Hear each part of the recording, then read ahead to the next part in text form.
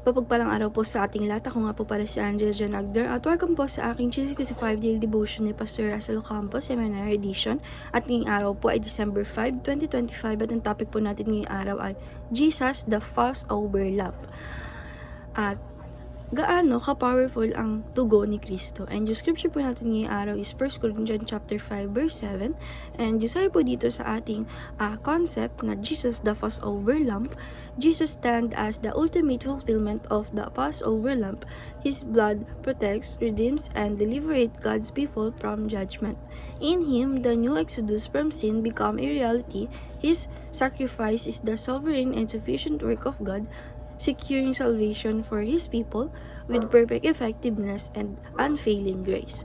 And yung sabi po dito sa ating scripture na 1 Corinthians chapter 5 verse 7, alisin ninyo ang lumang pampaalsa upang kayo'y maging bago, masa kung paano kayo'y ngay walang pampaalsa. Sapagkat si Kristo ang kordero ng ating puskuwa ay nalaylay na. And this ay buti sa ating teaching number 1, Jesus is our Passover Lamb. Na kung saan yung ating Panginoong Jesucristo is siya daw po yung ating Passover Lamb na nag-i-stand as our ultimate fulfillment, na kung saan yung blood niya is nagpo-protect sa atin, nag-redeems at nag-deliverates sa atin lahat ng mga tao ng ating Panginoong Diyos in judgment. And teaching number 2, the blood of Jesus covers us. Sabi po dito na yung blood ng ating Panginoong Diyos ay kinover us tayo from judgment, pinotect tayo nga, and redeems tayo, and liberates tayo sa mga people, sa mga ng God's people. And in Him, yung new exodus is ito yung pagtaboy natin sa sin, na kung saan magbibigam ito ng reality. And yung blood na yon is nag-sacrifice in the sovereign and sufficient work of God para masecure natin yung salvation, lalo na masecure ng salvation yung tao o kaya tayo na with perfect effectiveness and unfailing grace. And teaching number 3, death passes over us through Christ.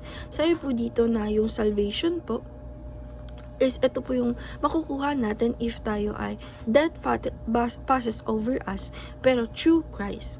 And application number 1, reflect on the power of Christ's blood. Sabi po dito, na-apply po natin sa life natin or sarili natin na dapat nag-reflect sa atin yung power ng ating Panginoong Jesucristo, lalo na yung blood niya na nag-protect sa atin, nag-redeem sa atin, at nag-liberate sa atin from judgment. And application number 2, read the Old Testament as a shadow of Christ. Sabi po dito, na-apply po natin sa life natin, dapat tayo ay nagbabasa ng Old Testament po para makita natin yung shadow of Christ. And application number 3, remain the love and protects of Christ. Sabi po dito, na-apply po natin sa sarili natin o sa life natin, dapat na i-remain natin yung love and protection ng ating Panginoong Jesucristo sa life na meron tayo. And dahil lang po ngayong araw, maraming salamat. God bless.